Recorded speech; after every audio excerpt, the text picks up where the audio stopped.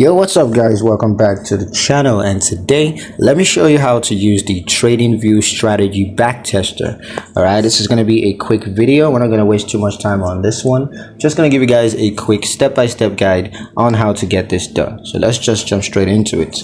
Now the first step is to access the strategy backtester. So you can access the strategy backtester by clicking on the strategy backtester button on the Tradingview dashboard.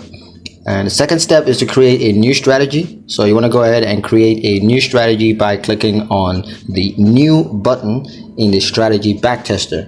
Step 3 is to set up your strategy. So go ahead and set up your strategy by adding indicators, rules, and other components.